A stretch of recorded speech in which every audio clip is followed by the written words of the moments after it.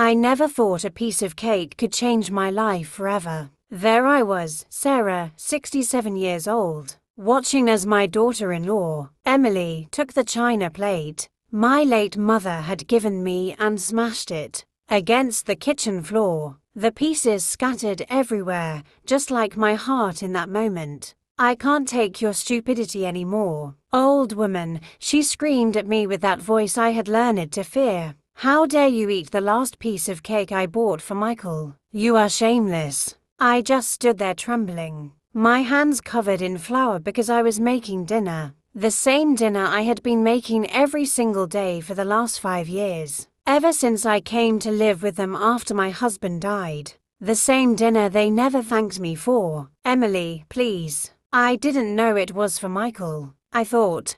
Don't give me excuses, she interrupted, getting so close to my face, I could smell her sour breath. Ever since you came to this house, you've done nothing but cause problems. You eat our food, use our electricity, our water, and on top of that, you have the nerve to steal my husband's cake. Steal, that word stabbed me in the chest like a dagger. Me, the one who had raised Michael since he was born, the one who carried him in my arms when he had a fever, the one who sold my jewelry to pay for his college, the one who worked double shifts at the factory so he would want for nothing. Now I was a thief in my own family. Michael appeared at the kitchen door, drawn by the shouting. My son, my only son, to whom I had dedicated my entire life. I thought he would defend me, that he would tell his wife to stop this madness. But when our eyes met, I saw something that broke my soul. Shame, shame for me. His own mother. What happened here? He asked in a tired voice,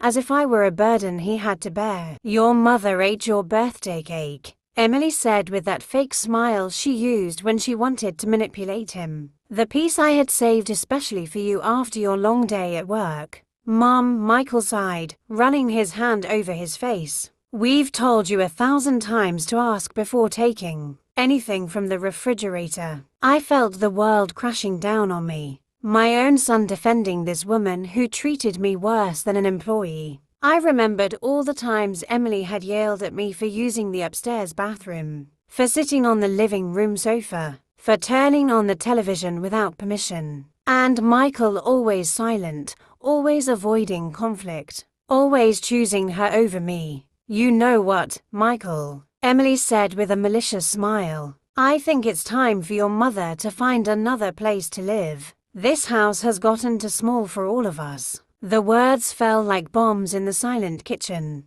Michael said nothing. He just stared at the floor. And I understood. I understood that for 5 years I had been living where I wasn't welcome, being tolerated out of charity, enduring humiliation because I had nowhere else to go. But Emily, I whispered, my voice breaking, this house belonged to my husband. We bought it together 30 years ago. It belonged, she emphasized cruelly. But now it's in Michael's name, and Michael is married to me. If you don't like how we run our home, the door is right there. My mind flashed back to all the sacrifices I had made for this family. I remembered when Michael got married and they didn't have money for the down payment on the house. I signed the papers to transfer the property to him, trusting that I would always have a place in his home. I remembered the $15,000 I took from my savings to pay for their honeymoon, the $10,000 I lent them when Emily wanted to open her beauty salon, money they never paid back. Right, Mom? Michael's voice snapped me out of my thoughts. Maybe Emily is right. You could look for a small apartment, something more comfortable for you. Comfortable for me? As if the problem was my comfort and not the fact that his wife hated me and he was too much of a coward to defend me. I don't have money for an apartment, son, I told him with the little dignity I had left. Well, Emily shrugged with indifference. Then you'll have to find a job. At 67, you can still work perfectly fine. Work, at my age, with my arthritic hands and my back that ached every morning. After I had already worked 40 years in the same factory until I retired. After I had raised Michael alone because his father worked day and night, in that moment, something inside me shattered. Not just my mother's plate, but something much deeper. The image I had of my family. The hope that things would get better. The illusion that my son loved me enough to protect me from his abusive wife. I couldn't sleep that night. I stayed awake in my small room, the one that had been Michael's study, remembering every moment that had led me to this hell. I looked at the four walls surrounding me, decorated with the few things I had managed to save from my old life. My wedding photo, my grandmother's rosary, the antique mirror my husband gave me on our 10th anniversary. How had I ended up here? When had I become this frightened woman who had to ask permission for everything, in what used to be her own house? I remembered the day Michael was born. I was in labor for 18 hours alone because his father had to work an extra shift. When I finally held him in my arms, I swore that child would never know the poverty I had lived through. I worked at the textile factory ever since he was 6 months old, leaving him with my neighbor Chloe so I could pay for his diapers, his milk, his medicine. When Michael was 8 and wanted a bicycle for Christmas, I worked double shifts for 3 months. I remember my hands bleeding from the machines, my feet swollen from standing for 14 hours straight, but it was worth it to see his smile that December morning, when he turned 15 and all his friends had brand name shoes. I sold my gold earrings, the only ones my mother had given me before she died. Michael never knew where the money came from for those shoes he wanted so badly. And when he graduated from high school and wanted to study engineering, I mortgaged the house I had inherited from my parents, $20,000 that had taken my family to generations to save, and I bet it all on my son's future. He made it. He graduated with honors, got a good job. I was so proud.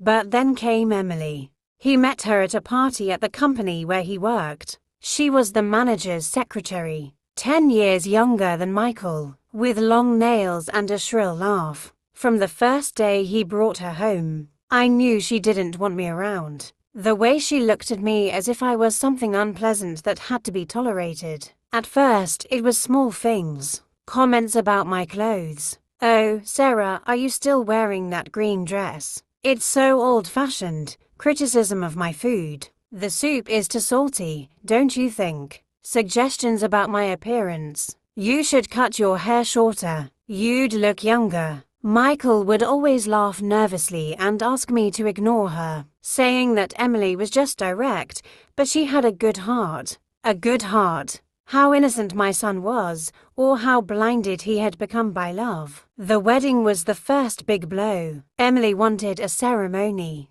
at the most expensive hotel in the city with 300 guests and an imported dress. The total cost $45,000. Michael earned good money, but not that much. So once again, Mom to the rescue. "It's just a loan. Mom," he told me with those pleading eyes I'd known since he was a boy. "I'll pay you back in a year, I promise." I liquidated my retirement plan. All the money I had saved for 20 years for my final days went to flowers, musicians, and lobster for a wedding that lasted 6 hours. They never paid me back a single cent. Then came the house. The apartment where they lived was too small. According to Emily, they needed something bigger, more elegant, in a better area. They found the perfect house, $120,000. Michael had $30,000 saved, but he needed another $30,000 for the down payment on the mortgage.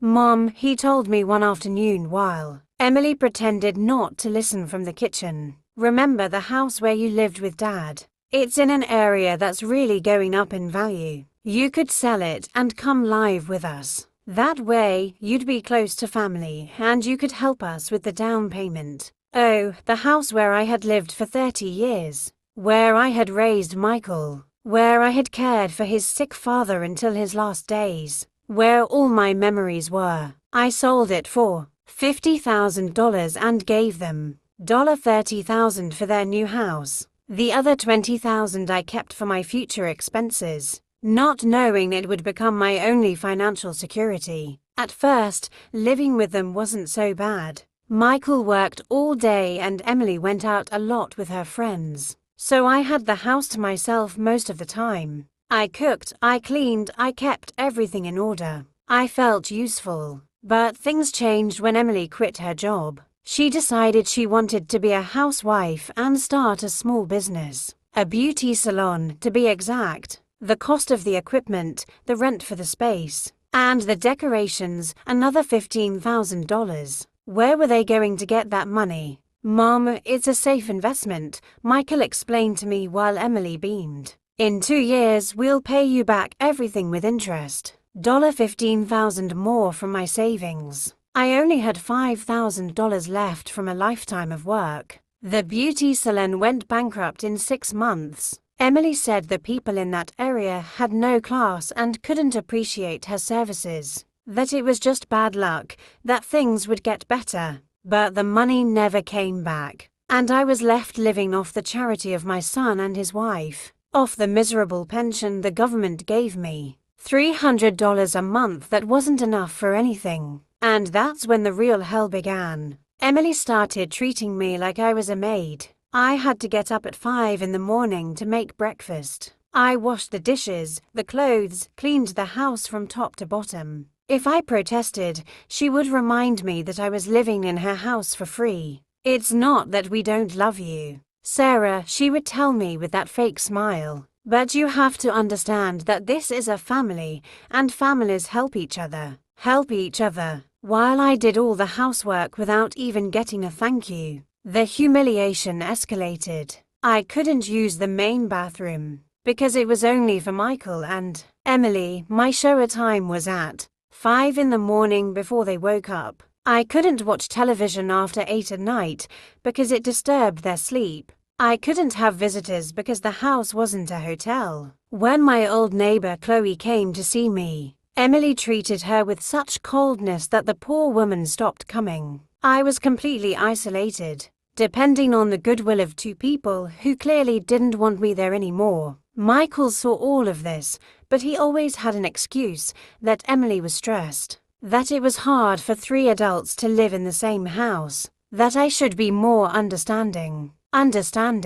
Me, who had sacrificed everything for him. And now, after 5 years of this hell, after giving every last cent of my savings, after becoming the unpaid maid for my own family, they were kicking me out of the house over a piece of cake. The next morning, Emily appeared in my room with a smile that didn't reach her eyes and a folder full of papers in her hands. It was barely 7 in the morning, but she was already perfectly dressed, as if she had been planning this moment for hours. "Good morning, Sarah," she said with that syrupy voice she used when she wanted something. "I hope you slept well." Back a single cent, then came the house. The apartment where they lived was too small. According to Emily, they needed something bigger, more elegant, in a better area. They found the perfect house, $120,000. Michael had $30,000 saved, but he needed another $30,000 for the down payment on the mortgage. "Mom," he told me one afternoon while Emily pretended not to listen from the kitchen, "remember the house where you lived with Dad? It's in an area that's really going up in value. You could sell it and come live with us. That way, you'd be close to family and you could help us with the down payment." Oh, the house where I had lived for 30 years, where I had raised Michael, where I had cared for his sick father until his last days, where all my memories were. I sold it for $50,000 and gave them $30,000 for their new house. The other $20,000 I kept for my future expenses,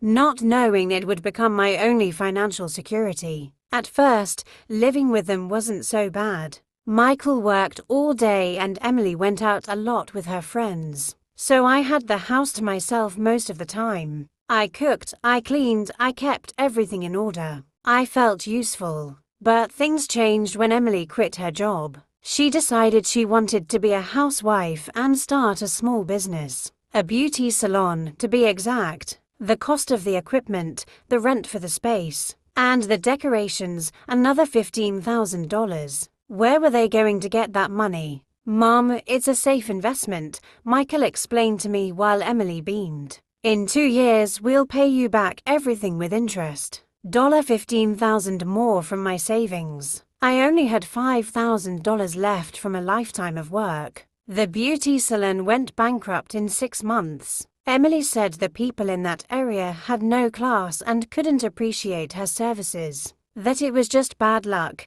that things would get better. But the money never came back. And I was left living off the charity of my son and his wife. Off the miserable pension the government gave me. $300 a month that wasn't enough for anything. And that's when the real hell began. Emily started treating me like I was a maid. I had to get up at 5 in the morning to make breakfast. I washed the dishes, the clothes, cleaned the house from top to bottom. If I protested, she would remind me that I was living in her house for free. It's not that we don't love you, Sarah, she would tell me with that fake smile. But you have to understand that this is a family, and families help each other.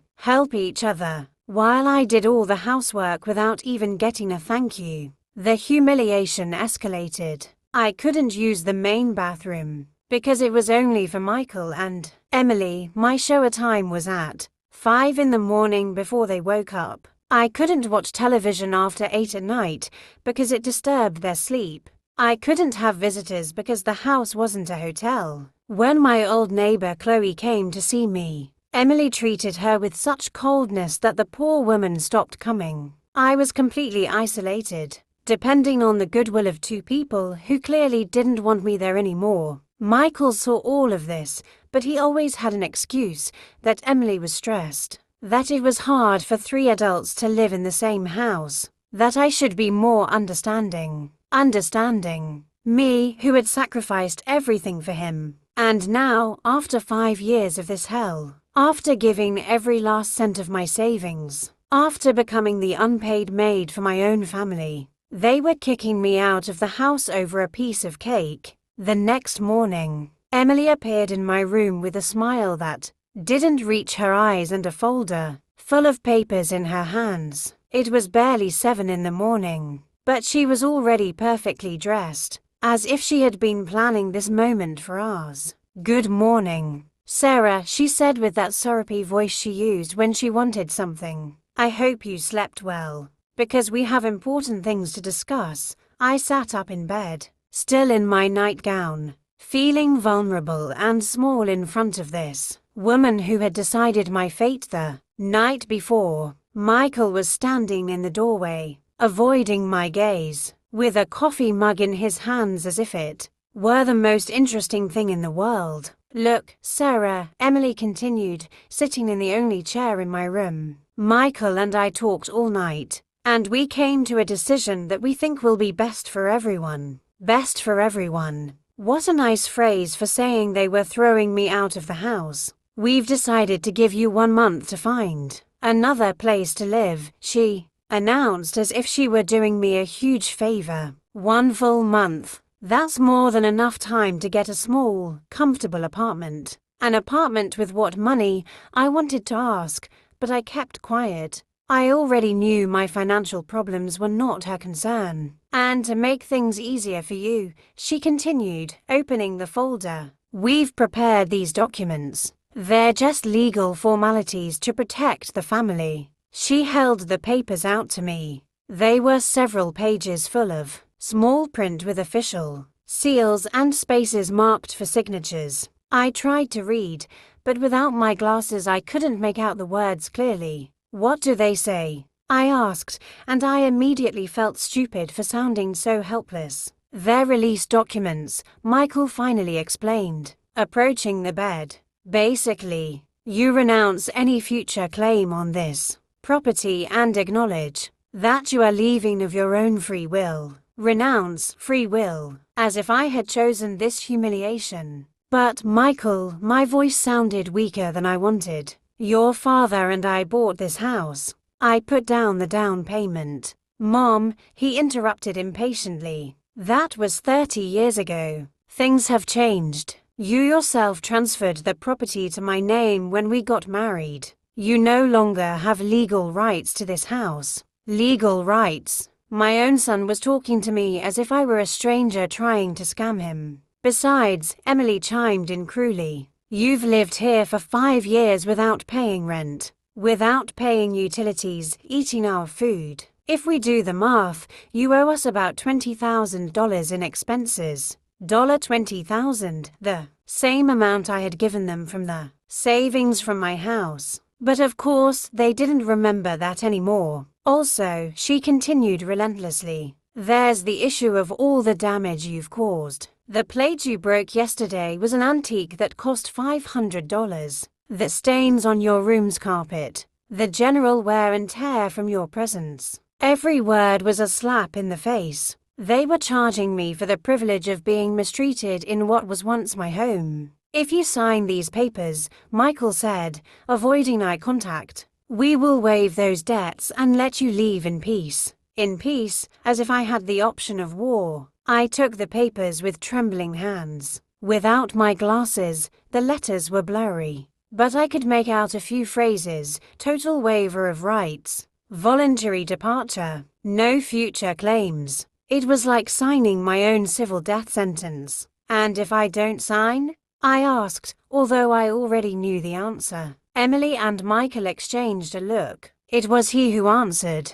Then we would have to do this the legal way. An eviction lawsuit, garnishment of your things for the debts. That whole long, expensive process, and in the end, you'd end up in the same place, on the street, but with a legal record that would make it hard for you to get any other place to live. A legal record. My son was threatening to destroy my reputation if I didn't submit to his terms. I looked at Michael, searching for any trace of the boy I had raised. The young man who cried in my arms when he had nightmares. The man who had told me, thank you for everything, Mom, on his graduation day. But I only saw a stranger with my son's face. A stranger who had chosen a manipulative woman over the mother who had given him everything. Are you really going to do this, Michael? I asked him directly, ignoring Emily's presence. Are you really going to throw your mother out on the street after everything I did for you? For a moment, I saw a flicker of doubt in his eyes. His hands trembled slightly around the coffee mug. I thought that maybe, just maybe, he would remember who I really was. But then Emily put her hand on Michael's shoulder, and that moment of hesitation vanished. Mom, don't be dramatic, he told me in a cold voice. We're not throwing you on the street. We're giving you a month to get organized. It's more than most families do. Most families. As if we were statistics instead of his own flesh and blood. Besides, Emily added with malice, at your age, you should be grateful we've put up with you for so long. Many 67-year-old women live alone, work, support themselves. They don't depend on their children like little girls. Little girls. This woman who had never worked a full day in her life, who had bankrupted her business in 6 months, who lived off the money her husband earned from the job I had paid for, was calling me dependent. Something snapped inside me at that moment. It wasn't anger, it wasn't sadness, it was something much deeper and more liberating. It was the final death of my illusions, the final acceptance that my son no longer existed,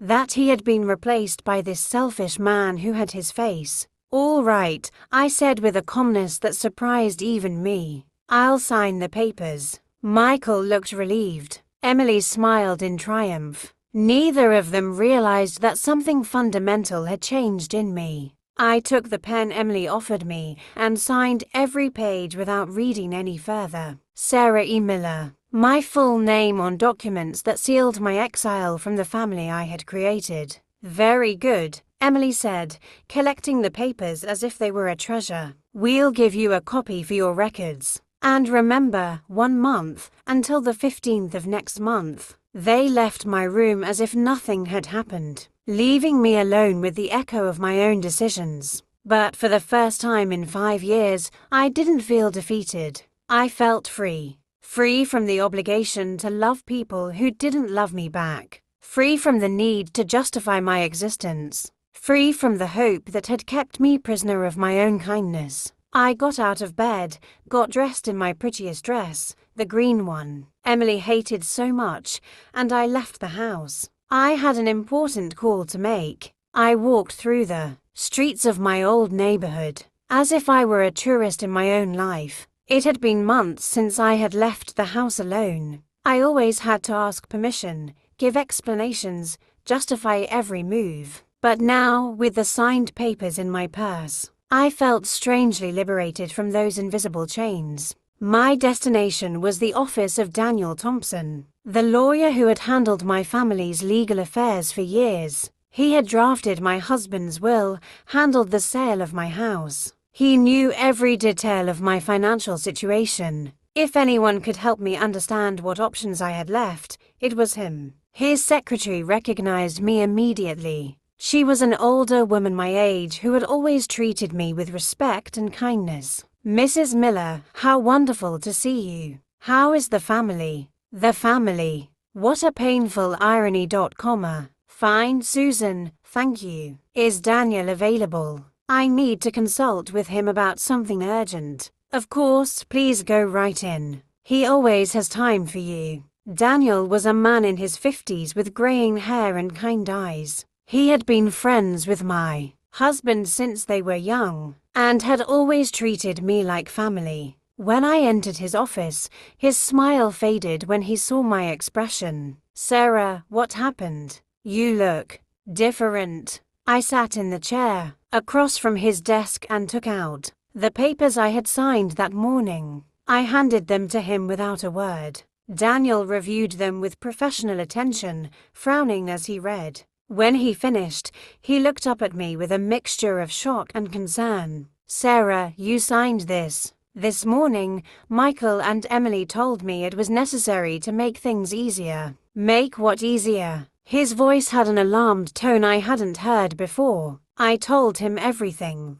The humiliation over the cake, the 5 years of mistreatment, the eviction from the house, the legal threats. I spoke for half an hour without stopping, as if it were a confession I had been holding in for years. When I finished, Daniel was silent for a long time, drumming his fingers on the desk. "Sarah," he finally said, "these documents are a legal disaster. Michael is having you waive rights you didn't even know you had." "What do you mean?" "First, the house. It's true you transferred it to Michael's name when he got married. But under family property law, you retained lifetime residency rights. That means you had the legal right to live there until your death. Lifetime residency rights, words that sounded important, but were coming far too late. Second," he continued, "the expenses they're charging you for. Living with family doesn't create an automatic debt, especially when you substantially contributed to the acquisition of the property." "But I already signed," I whispered, feeling more foolish than ever. "Documents signed under emotional duress can be nullified," he explained. "But it's a complicated and expensive process." Expensive. The word that always ended my hopes. "Daniel, I don't have money for legal processes. I only have $5,000 left from all my savings." "I know, Sarah, I know your financial situation better than anyone." He fell silent again, looking out the window as if making an important decision. Then he opened a desk drawer and pulled out a thick folder with my name on it. "Sarah, there's something I have to tell you. Something that arrived 3 days ago. I was going to call you about it, but with all this..." He opened the folder and took out several official documents with seals and signatures. "Your brother Liam passed away." The words hit me like cold water. Liam, my older brother, 5 years older than me. We had lost touch over a decade ago after a stupid family argument. He had gone to live in the United States. He had made his life there, married an American woman. I knew he was doing well in business.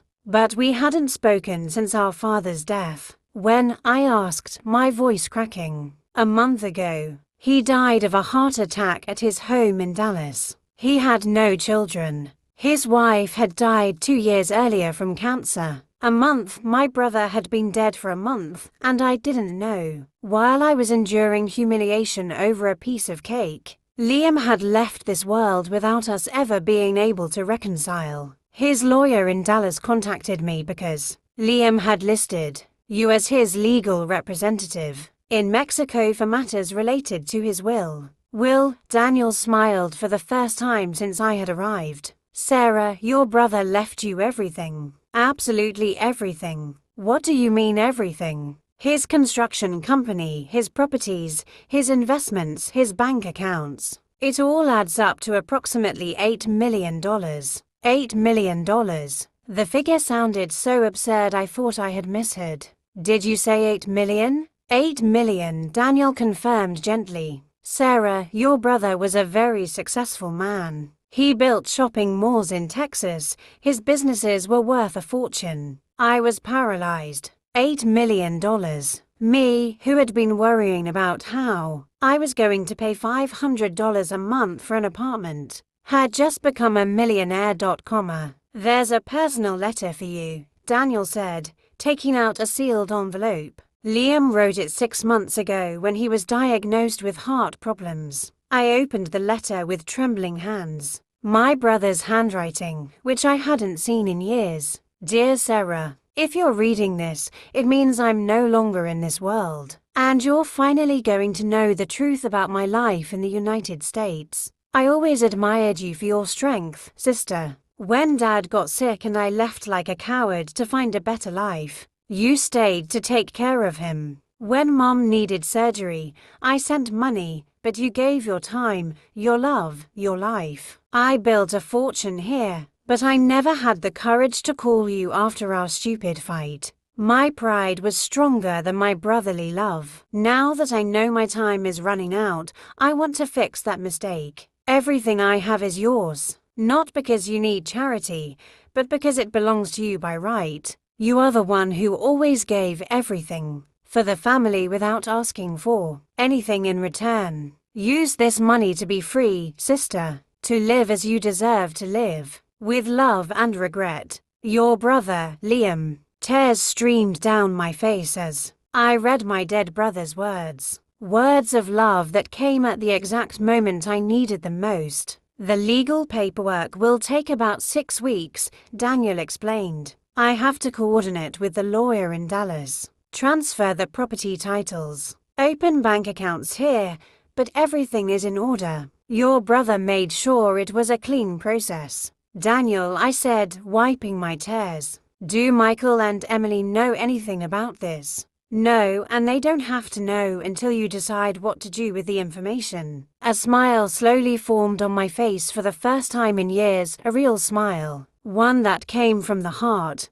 You know what, Daniel? I think I'm going to keep this a secret for a while. I have a few things to do first. What kind of things? Family things, I replied, thinking about the papers I had signed that morning. There are some outstanding debts that I need to settle. I left the lawyer's office feeling like I was floating on air. $8 million. Absolute freedom. The power to choose my own life for the first time since I was widowed. But more than the money, what filled me with energy was the sense of poetic justice. After 5 years of being treated like a burden, like a beggar in my own family, I now had the power to change all the rules of the game. I walked back to the house that was no longer mine with a smile I couldn't erase. Michael and Emily had no idea what was coming for them. The real war was just beginning. The next few days were the strangest of my life. On the outside, I was still the same submissive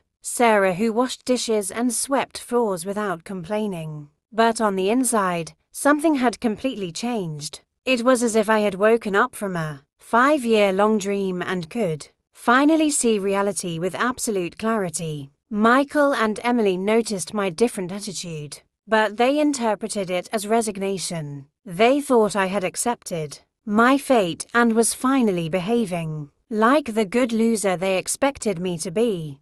Good thing you've finally come to your senses, Sarah, Emily told me on the second day after I signed the papers. You seem more relaxed. You probably feel relieved. To no longer have the pressure of maintaining such a big house, maintaining a house, as if I hadn't been the one, keeping it running for 5 years, while she painted her nails and watched soap operas. Yes, I replied with a smile she interpreted as submission. I feel very liberated. Michael also seemed more relaxed around me. He even dared to be kind, as if the fact that I had signed my own exile sentence had restored his filial affection. "Mom, I've been thinking," he told me one night at dinner. "Maybe I can help you find a nice little apartment, something close by, so we can visit each other often." How funny that sounded coming from the man who hadn't visited me once in 5 years.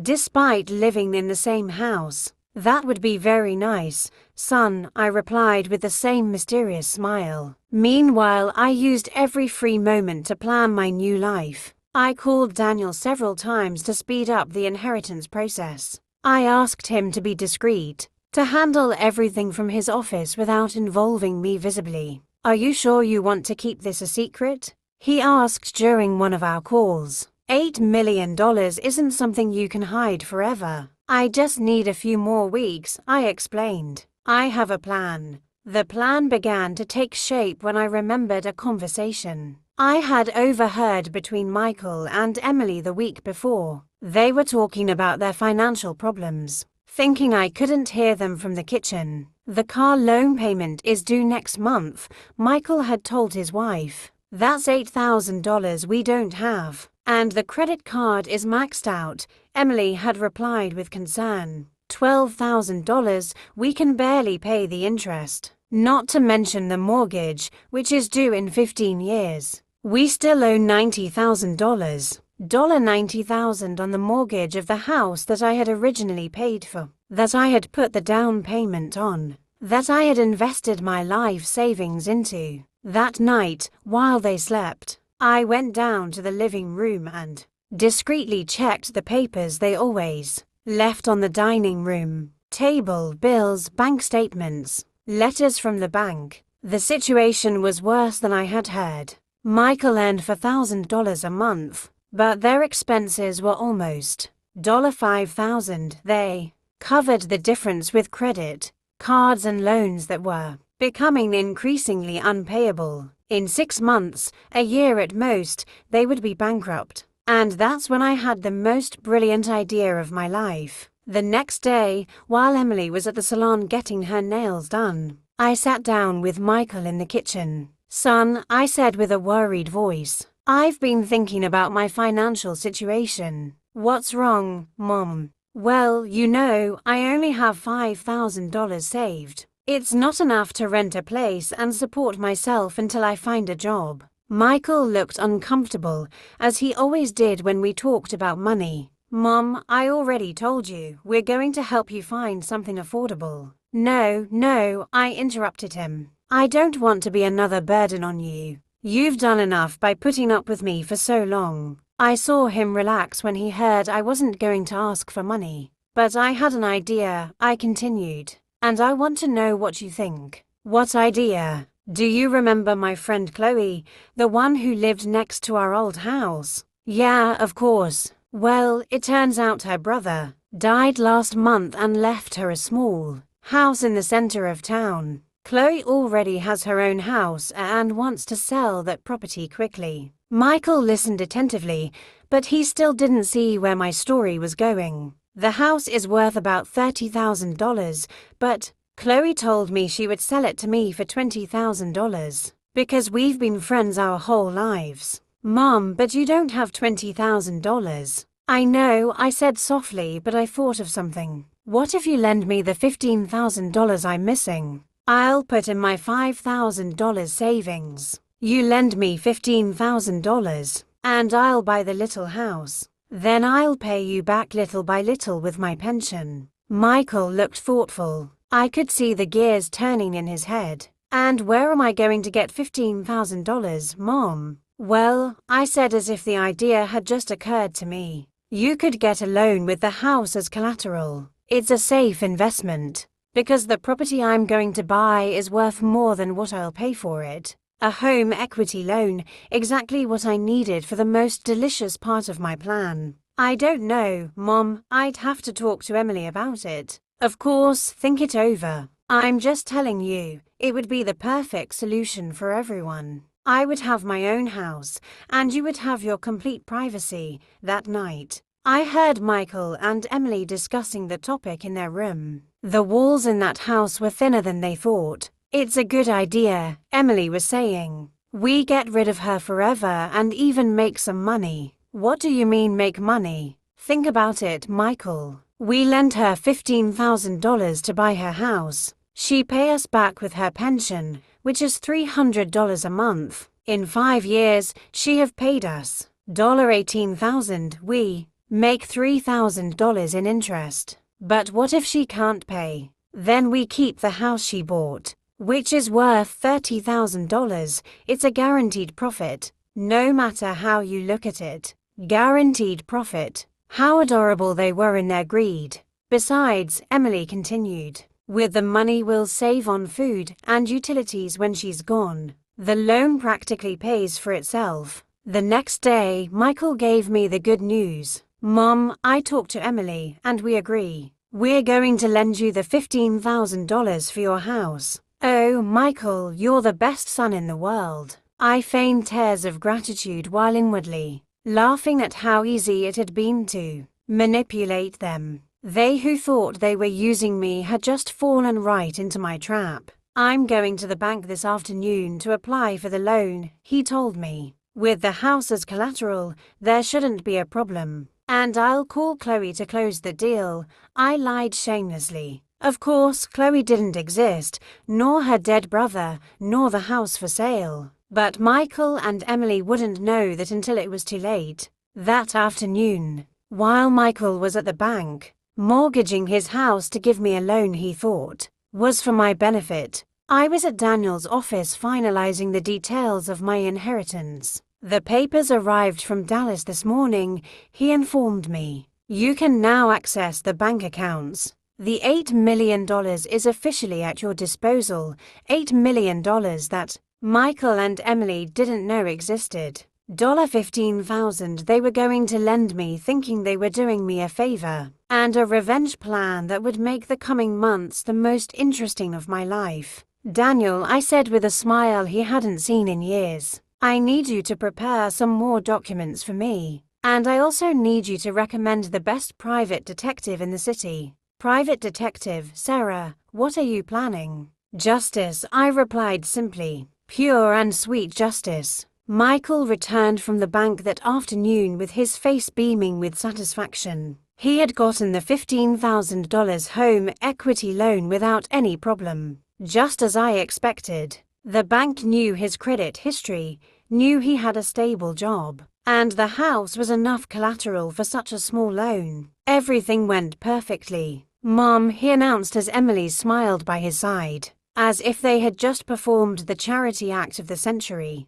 The money will be available tomorrow morning. How wonderful, son, I exclaimed with genuine enthusiasm, though for completely different reasons than they imagined. I don't know how to thank you for this huge favor. It's the least we can do, Emily said with that fake smile I knew so well. After all, we're family. Family? What a flexible word in that woman's mouth. That night, after they went to sleep, I called Daniel from my old cell phone, whispering from my room. The bait worked perfectly, I reported. Tomorrow they're going to deposit $15,000 into my account. Sarah, I hope you know what you're doing. What you're planning is creative but also dangerous, Daniel warned. Daniel, they stole more than $100,000 from me over the years. The $30,000 for the down payment on the house. The $15,000 for the beauty salon. The $45,000 for the wedding. Plus 5 years of unpaid domestic labor. If we calculate everything with interest,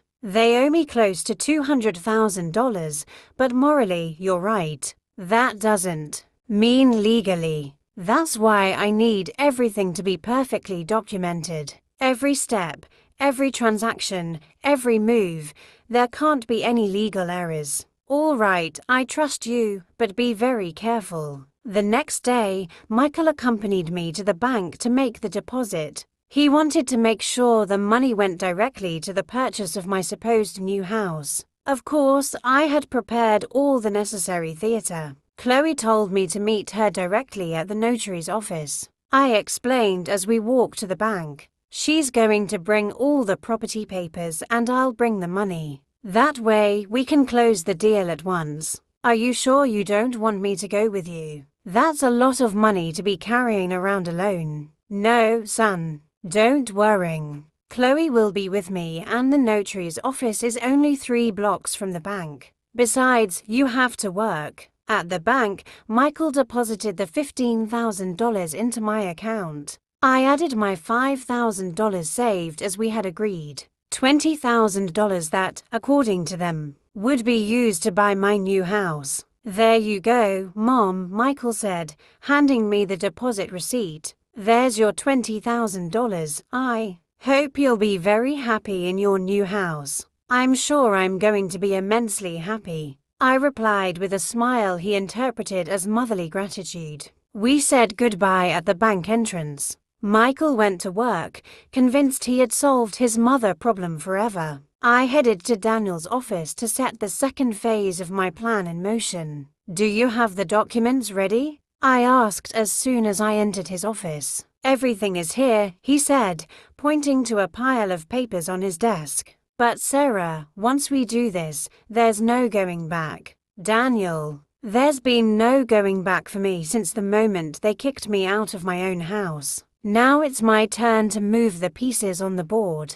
The documents were a legal work of art. Daniel had used all his expertise to create a perfectly legal web that Michael and Emily wouldn't see coming until it was too late. First, he had created a shell company called Chloe Properties, LLC with a business address at a colleague's office in another city. Second, he had prepared fake deeds for a non-existent property that on paper looked completely legitimate. Third, he had established a corporate bank account where the $20,000 from the purchase would be deposited. The beauty of the plan, Daniel explained, is that technically you're not stealing anything. Michael voluntarily lent you money for a real estate investment. The fact that this investment isn't what he thinks, well, that's another story. That afternoon, I called Michael from the supposed notary's office. Michael, it's done. I've bought the house. That's great news, Mom. How is it? Do you like it? It's perfect. Small, but cozy. It has 2 bedrooms, a full kitchen, a beautiful backyard. Chloe was right. It's a steal for $20,000. When are you moving in? Well, the house needs some minor repairs. Chloe recommended a contractor who can do it all in a week. In the meantime, if it's no trouble, I'll stay these last few days with you. Of course, it's no trouble. This is your home until you officially move. Your home. What delicious irony. During that week, while Michael and Emily discreetly celebrated my upcoming departure, I worked on the third phase of my plan. I had hired the private detective Daniel recommended, a man named Mark who had been a cop for 20 years before opening his own agency. What kind of investigation do you need, ma'am? He had asked during our first meeting. I want you to thoroughly investigate the finances of my son, Michael, and my daughter-in-law Emily, their debts, their income, their properties, their bank movements, everything. May I ask why? Because I'm going to buy their debts. Mark looked at me with surprise, but he was too professional to ask unnecessary questions.